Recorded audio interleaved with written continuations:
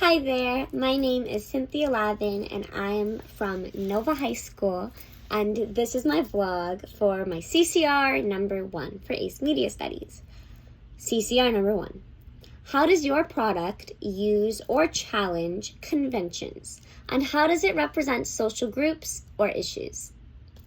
The entire production of my group and I's final project, The Masks We Wear, challenges typical conventions seen in the media. For instance, our production team and cast mainly consisted of female-dominated roles, something uncommon in the film industry today. According to USDA.gov, only 1.2 million producers are female as of 2022, making up only 26% of the film industry. As reference to the Disney Princess case study, women can be seen needing to be dependent on men in films, but not in our film. In our film, the girls were dependent on each other. We see this with their close bond, which is established on screen by showing photos of them together in the car, and also by showing the trust they have for one another and ensuring they get to each place safely.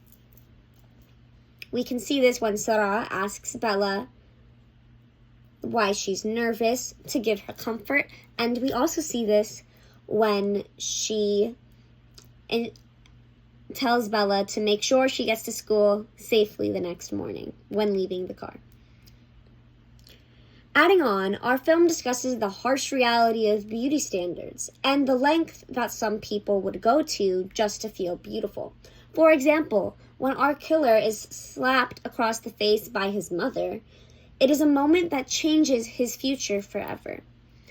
Our film also challenges conventions in more ways than just this. We also show the events happening from the POV, point of view, of the villain or antagonist instead of the protagonist. As seen in the camera angles case study, when a scene is shot from a high above angle and is looking down on the person in the frame, it is to be belittling the character in the frame and show an indifference of power.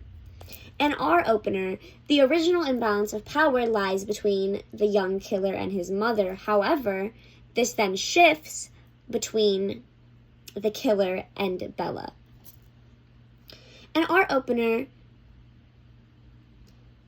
we use the common conventions that you find in revenge movies. Even though this is a horror movie, he's getting revenge for everybody that ever wronged him and called him ugly by stealing other people's identities to put on a mask and be beautiful. Our faceless killer steals others' faces because he was bullied by a dominant female in his life, his mother. We also play into classic conventions with our casting and costuming decisions. For example, we used white meaning innocence and we established power dynamics based on size. Our young, beautiful girl, Bella, is dressed in a white sweater and light-washed jeans to show her youth, innocence, and joy. She also has long, curly pink hair to show how she is fun, she is vibrant, and she is full of life. However, that's going to change because our mysterious, slender, tall killer, dressed in black to show how he is mysterious, is going to come up behind her using a over-the-shoulder camera angle to show the imbalance of power and how he is taller than Bella and Bella is nothing compared to him.